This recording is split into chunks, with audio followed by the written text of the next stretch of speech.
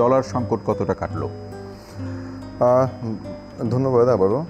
Dollar সংকট আসলে dollar সংকট তো রয়েছেই, এটা বলার অপেক্ষা রাখে না, কিন্তু যেই পরিমাণ সংকট তার থেকে কিন্তু আপনার অনেক বেশি পরিমাণ আমাদের কাছে দেখানো হয়েছে। দেখুন রাতারাতি কী হলো, আপনার কিছুদিন পূর্বে কিন্তু ইন্টারিম গভর্নমেন্ট আসার পূর্বে কিন্তু আমাদের এলসি মার্জিন ছিল 100%। এই মার্জিনটা দিয়ে আমাদের এলসি করতে হতো, কিন্তু রিসেন্টলি কী হয়েছে, রিসেন্টলি কিন্তু এমন জাদুকাঠি ছিল না, কিন্তু এমন না আপনার অনেক এক্সপোর্ট বৃদ্ধি পেয়েছে, হয়তো রেমিটেন্স কিছুটা বৃদ্ধি পেয়েছে, কিন্তু যে পরিমাণ রেমিটেন্স আপনার ইয়ারলি আসে কত 22 to 25 বিলিয়ন ডলার, হয়তো এটার আপনি একটু অ্যানুয়ালি হয়তো বেড়েছে, কিন্তু যে 100% মার্জিনটা রাখা হতো এলসি করার জন্য সেটা কিন্তু এখন উইথড্র করা হয়েছে, এবং এখন ব্যাংক এবং ক্লায়েন্টের রিলেশনের উপর বেস করে কিন্তু এখন মার্জিন নেওয়া হচ্ছে। দ্যাট মিন যেটা হয়েছিল সেটা আসলে ডলারের জন্য না, হয়েছিল গিয়ে যে টাকাটা আমি মার্জিন হিসেবে রাখি সেই টাকাটা তারা রিইনভেস্ট করছে আরেক জায়গায়।